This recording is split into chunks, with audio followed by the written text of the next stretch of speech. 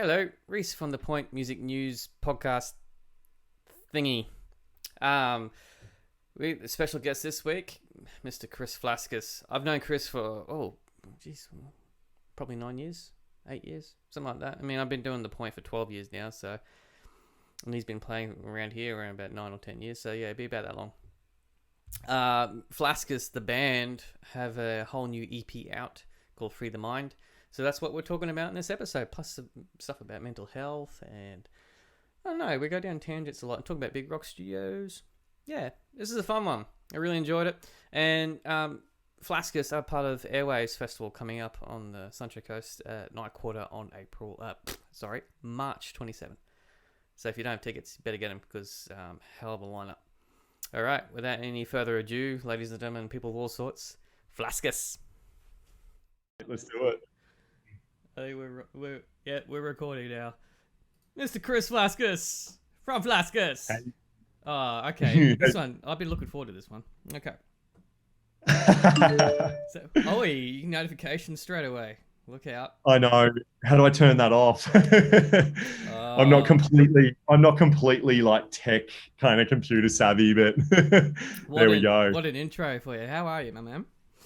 Yeah, I'm doing really well, thanks, Reese. Doing really well. It's been a kind of really this year's been pretty busy musically for us, especially the last few weeks, as you'd know, with this releases and whatnot. But besides that, like busy, like is my literally, I tattooed all over me right now. So, I think I can beat you at the busy thing. Yeah, I know. I reckon. What is it like wearing so many different hats? That's the analogy. I think it's more like an ADHD thing, to be honest with you. It's probably how I can cope. Keep me entertained. Anyway, we got you on here because you've actually got because I was supposed to have you on for the single, but it's actually an EP now. Yeah, it's an EP now. Woo. And it's actually, which we can talk about a little bit later, but it's gonna keep going on this year too, an extension of it. Oh, so you're going like a B-sides thing, or are you doing like a two split EPs, which could have been an album kind of thing? Well, what happened? So this is a really good starter. Mm-hmm. So what happened was we pretty well, like, I had this collection of songs, right? And we're all ready to rock and roll with these songs, and we went in to record them, and pretty well 3 of those songs ended up being what we would deem as like they come out pretty strong. Yep. And we were intending just to do one big fat EP launch, just bang, straight off the bat. And then we kind of looked at these songs and went, well, this is a real shame to kind of like put these kind of songs all in the same EP. Maybe we split it up a little bit. And reduce the actual size of the first EP, and then kind of keep dribbling releases out for the year and keep all of our fans and our audience happy. So this is a tactic that a lot of people are using at the moment. Is more like instead of just doing 1 or 2 singles, and then a whole album or whatever, they're actually releasing a whole slew of singles basically, and then compile them into an EP or compile them into an album. And then while they're releasing that, they're actually recording another lot. Well, it makes sense. Like I've done everything from, I've been in the music industry from a traveling solo artist to now, it might be 9 years or something like that. And from that start date till now, I've released albums, EPs, singles, all kinds of stuff. And the full albums, I find it's really funny. And I mean, obviously this is a different experience for a lot of artists out there, but the thing that I found personally, it was like the singles, there's just that main focus and attention on the single. They usually, get that focus. The full albums are kind of similar to the singles, even though there's a collection of songs, there's always like a lot of hype around them and they get promoted in that way. But the EPs, it's like I've found that sometimes like, some of the tracks can kind of slip under the radar, yes and no, but I mean, for me personally, that's why I've kind of gone either the album or the, a small EP, full album, or lots of single releases, to keep that energy and that momentum and that kind of awareness out there, Well, I mean, I was just listening again to the EP just before, like while I was setting up, waiting to like log on. And what was Yeah. it Reflections? I just went, man, it's a cool song, but it's a 6-minute song, so it's I can't see that actually being released as a single because it's Yeah, exactly right. yeah, but It's more of our, that song's more of our story song, like, you know, the whole intention behind the single being Sunny Days, and also the whole EP called Free the Mind is pretty well mental health awareness. yeah, And, you know, coming out of like last year was a tough year for everyone in the music industry. Like for me, I looked at my shows and it was like, I like, man, like we didn't get back. We were meant to be back into playing in October, then November, and then December, and there was a few contractual things that were going on there, and we didn't kick off till the new year, you know. And I yeah, looked and I was like, wow, that was a long time. Like for me personally, I had just sunk into, you know, going into another, you know, another job and bringing in money for the family. And for me, before I knew it, I literally went back to record these albums, and I had to go to vocal training. Like yeah, my voice just, oh man, I was so like, it was just funny, like, you know, those months away from it. And it was the first time in a lot of years that I kind of stepped away from the music and really just did the family thing and, you know, focused on, you know, bringing in, you know, the income and that. mm, And I got back to playing and I was like, oh my gosh, like I gotta get on top of this. So I put a copious amount of like energy and work into my live performance and into my vocals and everything before I recorded the EP. And then I've carried that on into these live shows. So yeah, it's been pretty busy, but I think I've gone a little bit off track in my no, mind on what the yeah. what the actual you know, point of what I was saying. Well, But yeah, this is what happens in these things, man. I'm curious now. So, what did you lose in your voice? Like, what was it just holding key, holding pitch, or was it? no, that's never been so much an issue for me. It was more just like megally overworked. So like I had a little scenario like when I was doing like my solo multi-instrumental act, I was oh man, I was playing a ridiculous amount. Like I Yeah, was doing everything from, I was doing any show, anything from support acts to weddings to playing at the markets to busking to, I just immersed myself and went crazy. And there would be weeks there where, like, you know, I've got a solid job and another career outside of music, and I would be working 4 times a week, yeah, 4 days a week, just as much as any other, you know, in holding my other jobs and trying to run a family. And it just was out of control. But I had one night where I was doing that Nights on Ocean, yeah, and that's like a three hour, like 3 1 hour sets. It's a yeah, big show. And I was used to that. But this one night it was really kind of cold. It was in winter, and I was kind of like, I had a bit of a bigger crowd in front of me, and I was extending like, and I was tired in the very last 15 minutes of my 3 hour set, and I extended a little bit too much vocally. I felt something kind of go weird in my throat. mm, And then within a day or two, I was in hospital for a week, and I had like some kind of benign quinsy thing that apparently is very common, like in my throat. And I had to sit there on an IV drip. And then that kind of put me through, you know, on penicillin. And then that kind of put me through this whole, you know, like I got to learn to use my voice like really properly. And I did vocal coaching and, you know, really kind of like brought everything in, but pretty well tying it all back in is, yeah, when I got back into it after like 8 months of, you know, not singing properly and, you know, not training that muscle, yeah. I was just wearing down really quickly, like getting like a lot of agitation in my throat and getting really worn out really quickly. And it's like I had to completely, yeah, teach that muscle to, you know, to rework in that capacity again. So this is not the first person I've spoken to, first musician I've spoken to in that period of time that actually had an issue with their voice. Yeah. Gabrielle Emery, the letter L. She Yep. actually had to. I'm pretty sure she had to have surgery. You'll have to correct me if I'm wrong, but yeah, she basically had to retrain herself to sing as well. I mean, far out. Yeah, literally. Like I just went straight back into it, like past times, just bang, bang, bang, bang, singing away. And all of a sudden I'm just like, whoa, wow, I can't get to that range. And wow, I'm feeling real scratchy in my throat. I'm physically feeling fatigued. Like So how'd how'd you bring it back? I literally pulled out all of my training, all of my training, all of the stuff that I'd recorded from all of my sessions. And from the minute I got up in the morning and I was driving into work, or any time I had, I was doing pretty well. I was doing all of my vocal exercises, everything from warming up my vocals to nourishing and rehabilitation stuff on my vocals that I'd done in the past.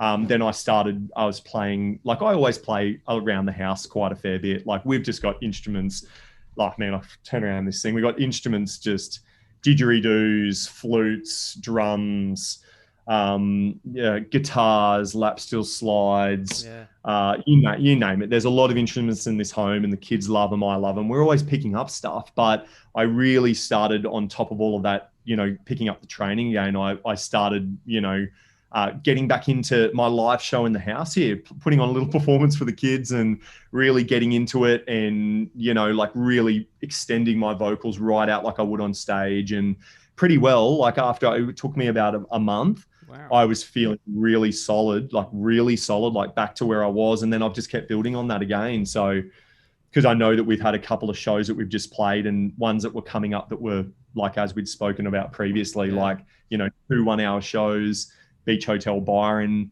3 45-minute sets. Yep. It's big for a band. And like, we've got like, I think we got like 25 plus originals. So like a good hunk of that set is original music, so yeah, just kind of getting back into it. But the shows went really well and my voice felt amazing and here I am. Can imagine it would have messed with your confidence a bit too, like knowing that you lost that and going, I know I can do this, but full of it's, I don't know, obviously the listeners out there, everyone can relate to a time in their life where their body is doing something different to the mind and, trying to sync those two things up. Like for me with singing and everything, all the coaching and things that I've done and whatnot, like everything's visualization, like I think where I want to take a note and this and that. And you're right. Like in that time, like there was, I'll be honest, like there was, was it Sunny Days? No, I just completed Sunny Days in the studio and I'd got through Sunny Days and I was like, if you actually listen close enough to the vocals in Sunny Days, that was the first track recorded. You listen to that and then you listen to the progression of the songs all the way through to the ones that aren't released. There's a couple that aren't released yet that kind of we brushed on before. It, for me personally, it just gets better and better.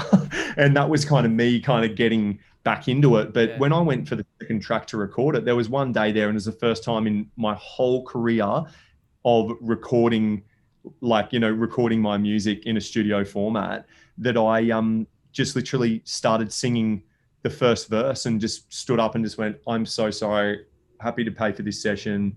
I got to go home. Like I can't deliver today. Like I can't deliver this vocal. Like where I was hearing myself going wasn't where I wanted to. And that was, where I just dug in and just worked really, really hard and just brought it all back together, Because you did the EP at Big Rock, which is one of my most favorite human beings on the planet. That's Brian's studio. Because you've recorded in various other studios. You've done Heliport and a few other ones, haven't you? Vibe recording. We've done quite a few, and obviously they all have their own unique, telltales and experiences and whatnot. But for me personally, that experience at Big Rock, Big Rock was the first recording studio that I ever recorded at when I was literally, I literally went. So a little bit about me that just ties this story and that's pretty cool is I've always been around music. I've got a family who are just full of music going back 3 generations. And I was always kind of, my dad still gigging to this day in his 60s. Dad was always just like, my 18th birthday present was a mini Maton, a $1,800 mini Maton, for a kid that just didn't play music at all. Then that was, he was always just, come on, you'll love it, get into your music. And I'd learnt chords from when I was a kid, but I'd always pushed it away. And then I did this trip overseas to Europe. And when I was in Europe, the recession hit and I had an old black gunmetal grey, black matte Art and Luthier acoustic Ooh. with me. Yeah. And all of a sudden I'm sitting there and I've got all this time on my hands, and, there's a recession in Europe, and, I'm sitting there and I picked up the guitar, and all of a sudden, because I had all this time to myself and I'm there, I started writing music. And by the time I got back in the country, I was hooked, and I'd been spending a lot of time. I was really fascinated, like, because I'd done a lot of traveling around the world at that stage, Mm-hmm. and a lot after that point too. I was really, really, really intrigued by like all the various cultures and how music, portrays their stories, and just the absolute, how would I say, the absolute vastness that music is to all these cultures and how it ties us all together. And long story short, I got back in the country, sat in the garage, picked up the MacBook, started doing GarageBand, recording my own music. And I'd been doing that for like a year. And the family were like, look, you got to get out and just share it with people. And I'm like, well, where do you share it with people? And they're like, well, go down to Soul Bar, the old Soul Bar. Yeah. The open mics. That was, yeah. So I went down there and played. And in the crowd on that night, there was a guy who travels around Australia called Pop Standen. And he's just a wicked blues, roots, folk, lap steel slide, grungy, harmonicas. He said, mate, I got a show in town tomorrow. You want to come and play? Like it, you want to come and play? And I'm just like, yeah, okay. I'm nervous as anything, but like I'll give it a shot. So the family come down and watched us. I did that show. And then just after that, I just started doing shows, but tying it kind of all back in. I'm just trying to keep myself on track. But yeah, like, where was I going, Reese, with this? Working with Brian. Working with Brian, thank you. Yeah, and hey, you told me before this just goes well off track. I'm actually not doing anything to get you onto the tangents. You're doing this in your own right, so I'm just sitting here listening to the story. Keep going. Guilty. Yeah, well, pretty well. Long story short, that was where I connected with Brian at that original Soul Bar setting, and I just fell in love with Brian's persona and just his knowledge, and he's just an amazing soul. So I wanted to record some music, and all of a sudden I'm in that recording studio, and I recorded this album. Oh, geez, I can't even remember the name of the album, to be honest, but it was highly eclectic. Like, there was banjo. I used to play a lot of banjo. There was mantras, all kinds of stuff going on. It was very eclectic, but that blues roots folk kind of singer-songwriter vibe. And then pretty well all these years later, here I am going in with the full band, doing full-blown live recordings. So those recordings that you're hearing are completely live with an overdubbed vocal. All right. And the only add-on to that, and the only add-on to these recordings is a shaker or a tambourine in the chorus. That is it. It's our live performance right there, So I was pretty proud of that. And that's how I met Brian. Here's the thing with live tracking. So I haven't done full live tracking thing since before joining Swimsuit Issue, which is the band I was telling you about earlier. All the stuff I've done in the studio has been track by track, right? You lay down the bed tracks, and then you come on and do your bass line and basically sit around twiddling my thumb in the studio for freaking the next few days while everyone else does their thing. Going into, because we did we recorded at Yamanui, and going in there, it was basically I had 3 weeks to learn the album, and that was when I joined them, and basically live tracking. I think 10 songs. I think we did 9 or 10 songs. Yeah. In the studio. It's like, wow, this is one way of doing it, but I actually really, really appreciate live tracking, because this is one of the things I always argued against the whole track by track thing, is that you tend to lose energy. Yeah. You tend to lose any kind of humanity that goes into the recording. I mean, the track by track process is all about clean and getting the perfect sound and getting it all nice and neat, but and also that congruency with the band, and that that realistic kind of how that realistic take on your song, like being pumped out at unison, like in one format, human fuck ups are sometimes what makes a song great. Totally. And I really appreciate, I took a new level of appreciation for live tracking for this. So that's kind of interesting that you did, because I wouldn't have picked that as a live track EP, man. Yeah, like there was overdubs Well, the vocals and that um sort of stuff, but that normally happens.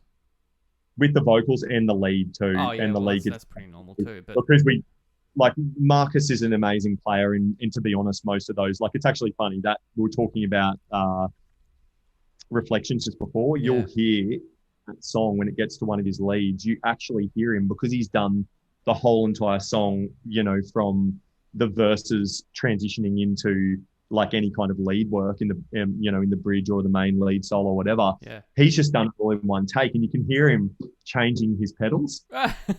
You can hear the Yeah, so click. if you listen, you'll hear it clicking, and Yeah, also not just clicking when he clicks in, like, say, the wah. yep, Hear it like you hear it go from like a clean kind of sound to like a whoop, like, a little kind of like yeah. hiccup in the signal, and like, But I like those little things, man. It's like yeah, when you listen to old records, like that they've managed to keep those stuff up. A perfect example would be Roxanne, like with the Police, and Sting had actually accidentally sat on the piano that was in the studio, and you can hear that, and it wasn't meant to be there, and you can hear him laughing in the background, and that was just uh, uh incidental hapsident. Like it just happened in that moment, and they captured it, and it was perfect for the song.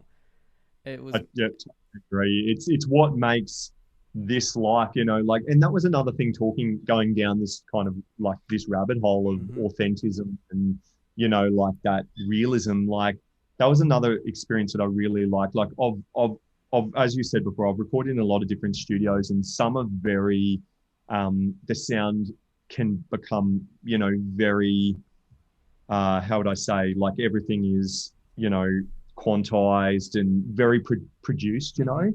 and Yeah. layered a lot. And what I listened to some of our albums and some of our work, and like, I love that, but there was something about the energy of these writings, and the sensitivity of the intent that I was trying to, relay and get over in these writings, that was kind of needed to be raw. Mm. And, like, in all fairness, when you listen to these tracks, they're pretty clean. They're not layered. Like, when as I was saying, when it comes to guitars in past studios, you'll do your main, like, you'll lay down your rhythm track, and then you'll do a couple of overdubs over that just to thicken the signal. Yeah. And Yep. there's none of that in this. This was just one take of each instrument, and it's just there wasn't any layers and all this and that. And you can hear it because it's a pretty tight kind of, recording. But I loved that. Yeah. I think I need to go back to those basics in this EP, and just get a real band's band kind of mix happening, and, really true to our kind of live show and whatnot. So yeah, I really liked Well, that. to be honest with you, I was actually surprised when I listened to Sunny Days because I actually hadn't listened to you in quite some time. I think the last time I listened to you was actually at one of your launches at Soul Bar before everything Yes. went to shit. Um, Yeah, that would have been maybe Songbird, or maybe yeah, I was. a while ago. Yeah. Yeah. Um, and you had the whole Earth Rock sort of vibe thing on it. But what I noticed, and I don't know if this is if it's an influence coming in or not, but when I press play on Sunny Days, I just went beautiful girls straight away. Like Oh, really? that's what clicked with me. It was What? I think it was the guitar tone and just the way the vibe that was going on. I went, oh wow. And then as soon as it started coming in, I think to the chorus part of it, it was more like, oh, there's a bit of floating bridges sort of seeping in there. And I just went, oh yeah, well that would make sense. Big rock studio. Brian would sort of weave a little bit of floating bridges stuff because he used to record the bridges back in the day. Amazing. So yeah, I don't know if Beautiful Girls were actually in the back of your mind when you were sort of recording stuff, or if you're actually a fan of the band. But that there is a lot of that, I mean, even with Reflections, it's very, very sort of Periscopes and era sort of Beautiful Yeah. Girl stuff coming through there, man. Look, I grew up with like, listening to all that stuff. Like, I grew up listening to Beautiful Girls and all that kind of era of music. And I love the Beautiful Girls. Like, I'm stoked to, in 3 weeks' time, to be doing the Airwaves Festival, and, those guys are there. It's gonna be sick. Mm. um, yeah, Airwaves Festival, sorry. And Sorry, Cindy. and yeah, but I absolutely love those guys. But like, in these writings, like a lot of people have said that, like, well, we did our launch at Soul Bar for Free the Mind on the 19th of Feb, a few weeks back, Yeah. 2.5, 3 weeks back, something like that.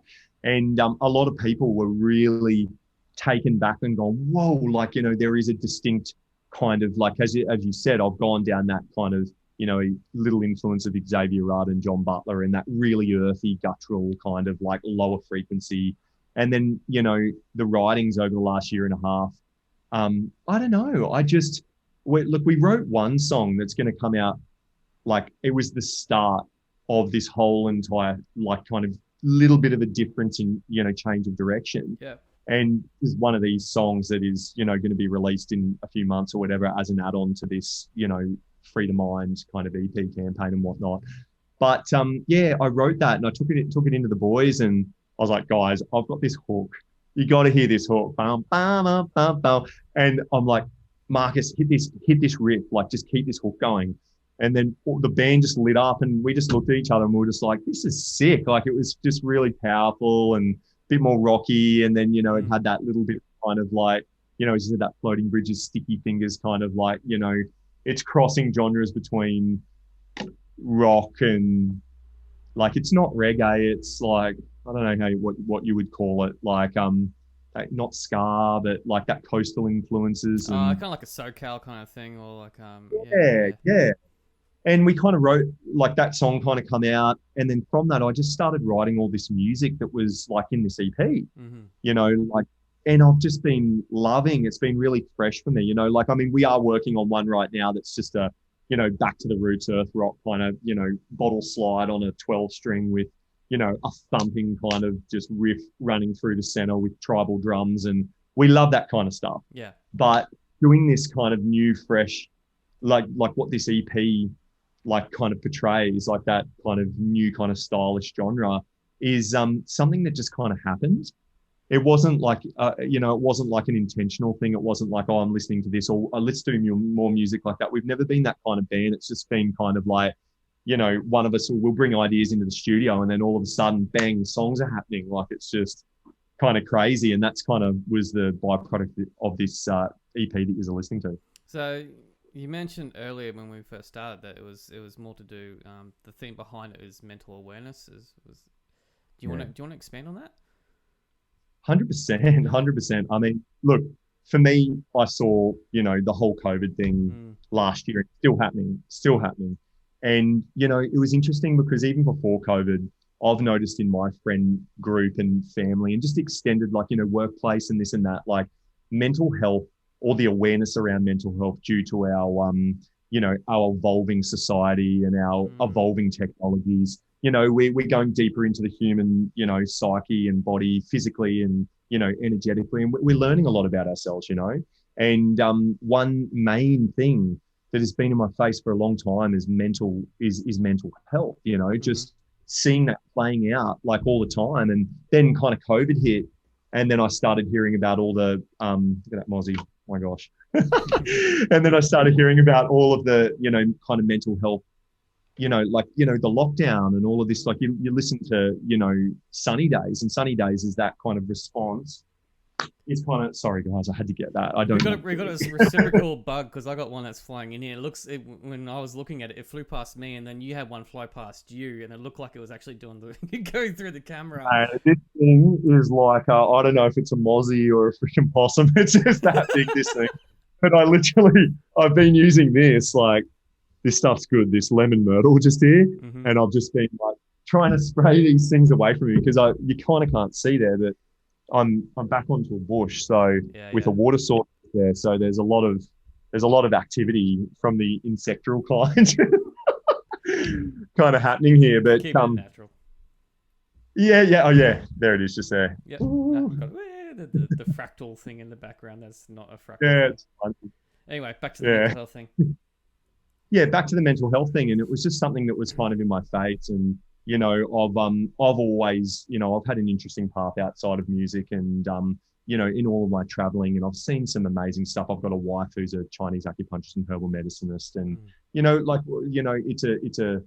like I can confidently say, like we're a pretty open book in this family, and we attack kind of issues with the body and health, maybe in a little bit of a different format to other people and whatnot. And when I saw kind of COVID happening, and the response to the lockdown and this and the that, and it was like something that we kind of haven't ever experienced on this earth before. And I felt really compelled to write Sunny Days, and to write like a collection of music that was kind of empowering people to talk about it, to share their experiences, and to because when we do that and we collectively get together and speak about these things, and we find out what works for each person, and that might not work for everyone, but when we're talking and kind of getting it out there, like we all can, there is wisdom and there is resolve in lots of different things that kind of get mirrored to us in life and in the world. And sometimes you just got to listen. And for me, I thought, geez, if I can be that, get out something that's a starting point that we can talk about this, and get some kind of action that's beyond pharmaceuticals, or and I'll tread lightly on the topic, but like that's something that's a little bit more heart-based, and through talking and through assisting each other. So that was kind of where these collection of songs come through, and I've kind of poured a bit of my heart and soul into them. Well, it's actually one of the reasons why I started the podcast, and the podcast has been going a year next month, I think, and I didn't even realize it. It was because of the fact that as musicians, I mean, I know a lot of us are very introverted people, generally speaking, but we're still fairly social people, and if we're not getting that social interaction from playing gigs and talking to other musicians or anything like that, we're cut off straight like that for a couple of months it was. Sure. I was worried about my fellow musicians' mental health, like you were saying, and I was missing them. And one of the reasons why I was starting to do the podcast thing was to talk to musicians like yourselves and see what they're doing, making sure everything's all right, and bring up this shit. I mean, for me, COVID was the lockdown. It feels weird that we're still talking about it, because it doesn't feel like we're actually in that era or anything anymore. But we're not on the Sunshine Coast, but the rest of the world, the rest of the world really is. It's and I really think it's there probably will be like a maybe there could be a substantial amount of time where this will still be a topic.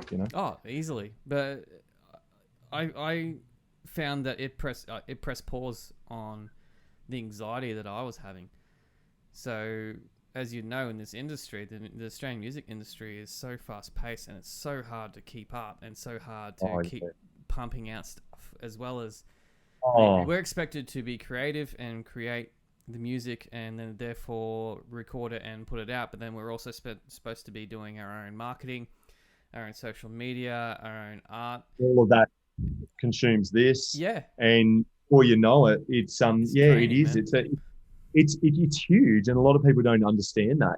Like even going to a live show, like like people will go, wow, that must pay well and this and that, and then you explain you explain to them, well, we jam for hours every week mostly, and then on top of that, then we travel to the venue, we load in, we sound check, we sit around for copious amount of hours, waiting for other bands to play, or however the run of the night is. Then we have our segment, we play, then we pack down, and then you look at your clock and you get back home at midnight or in the morning, and you work out that 1 hour show turned into like an 8-hour affair. Yeah. Like from the time you left your home to do it and then come home. And it is, there's a lot of effort that goes into this profession, and a lot of, behind the scenes finance and copious amounts of, like time on socials and emails back and forth with venues and, festivals and promoters and, it's busy. Oh, it's so busy. Now, I wanted to also bring up the fact that you are playing the Airwaves Festival, which is a pretty cool thing that's coming through. You know what? The Sunshine Coast I think, is going to be a force to be reckoned with at the moment, because we're busting out these festivals and insane. It was like last week I looked on socials and it was just like boom, boom, boom. There was like 4. Yeah, I think big 4 or 5. Yeah. 4 or 5 like last week that just went Yep. bang, bang, bang, bang, bang. And then Airwaves is in like 3 weeks, and It's it's getting going to be close. Hang massive. on. What are we on today? We're on the 10th today. It's less than 3 weeks, bro. Yeah, It's two and a bit, and you're 2 on. and a bit. You're on. I know, and I couldn't be more excited. Like it just feels like that journey of the Airwaves Festival got busted apart, Oh, didn't it? due to What? COVID. Yeah. Oh, absolutely. And like because we, just for our participation in it, um, like we because of the exclusivities around it, like we weren't doing shows before that. Okay. You And had an so then embargo when that on either side. so then when that happened and it got pushed back, we just went, Shit. oh, oh, like What did you do? another. Could you do anything?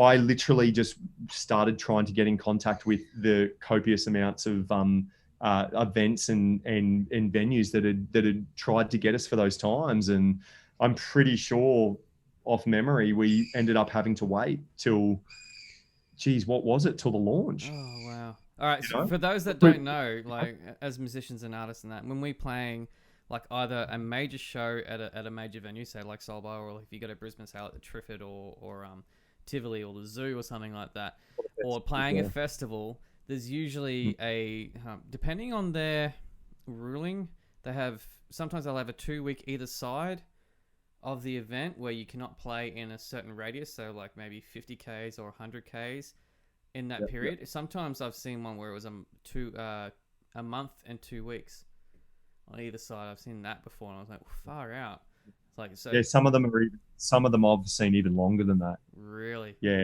I've seen even longer than that. I've seen a month and a half, like exclusivities out of there, wow. especially if they want you, you're kind of like they're wanting you specifically, to obviously to promote your region. Mm. That can be a real, because they really want, your listeners and everyone to That's come to right. those shows. The reasoning for it is so you're not sort of overexposing yourself and make sure that people want to come see you for that particular event that they're putting all this time and effort into doing.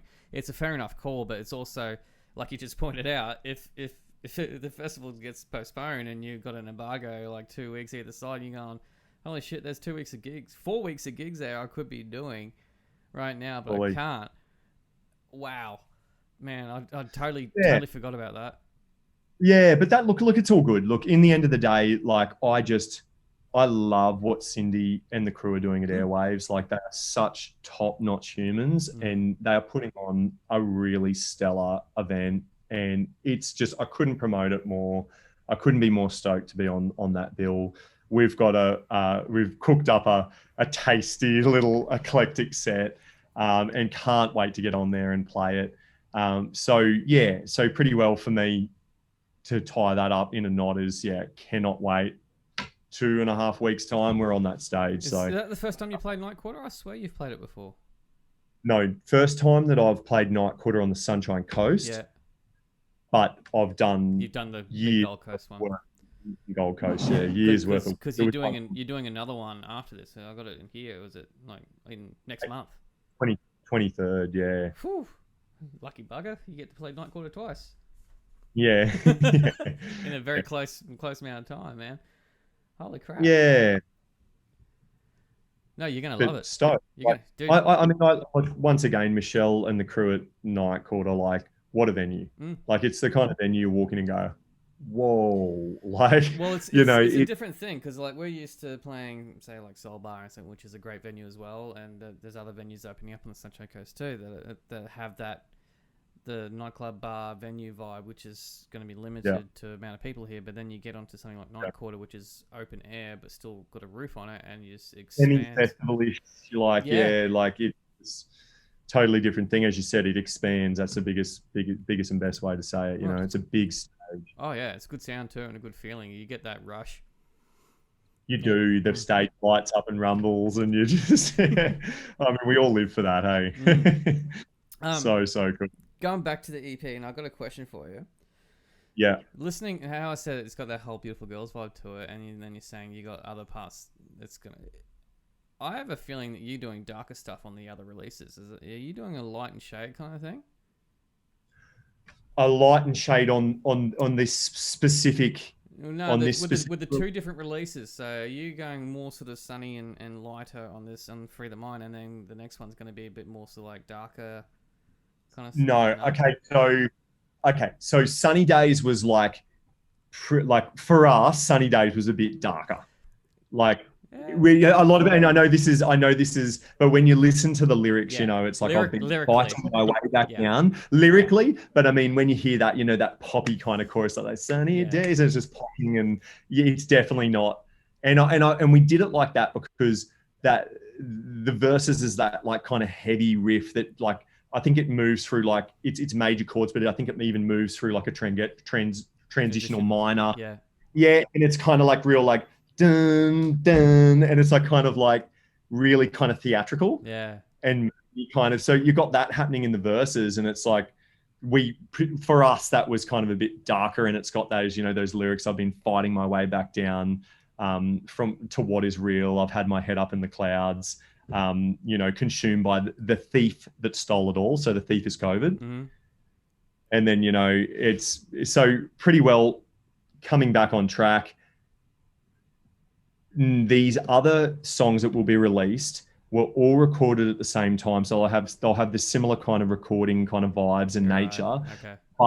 And they all are pretty well mental health. Yeah. So they stick all along the same kind of like intention. Mm-hmm. But there's one of them is like the most kind of upbeat kind of reggae song we've done. Mm-hmm. That I think you'll really, really enjoy. And then the other one's just so different. It's like a foot stomping kind of like rock anthem almost. Oh, okay. Going all Queen. Yeah, with a really howling like melody riff that just keeps going and recurring throughout the whole entire track. It's the song starts with this like just the guitar, all you can hear is the reverb, and it's like black room guitar, and you just hear this guitar just ripping out this fat kind of riff, and then the drums are just bum bum bum bum bum, and then it's just this like chug kind of thing. So look, energy wise, like they're definitely not light and shade. Yep.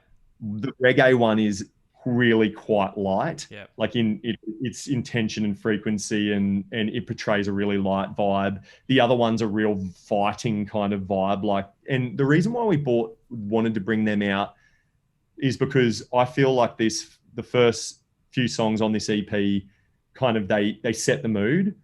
And I believe that they are probably the more darker songs, and they set the mood, and then it kind of gradually releases like a bit of a resolve. Okay. So then it gets into the reggae song, and that's kind of like really uplifting and like, come on, we can do this, like like let's make this reality our own. Mm-hmm. And then the next one's just like, let's fight for what we believe and what we want to see in the world around us.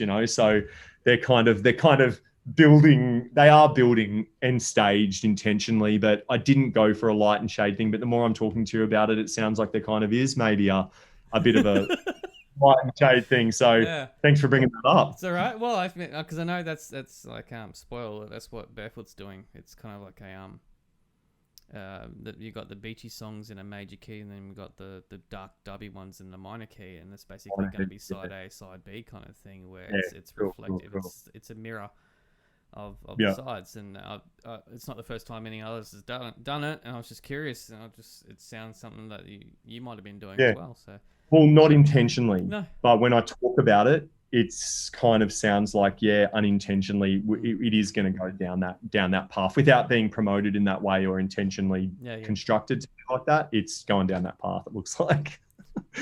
Yeah. There's a marketing thing for you. I helped you out with that one. Yeah, I was inside. I was just like, thanks. Gave you the heads You're up. A buddy. Dude, we've just about hit the 43-minute mark. Sweet. Yeah. Jeez, it goes like. I told you it goes quick. So we'll wrap this up now. I'll have a bit of a debrief with you after this. But you got Airwaves on 27th of March.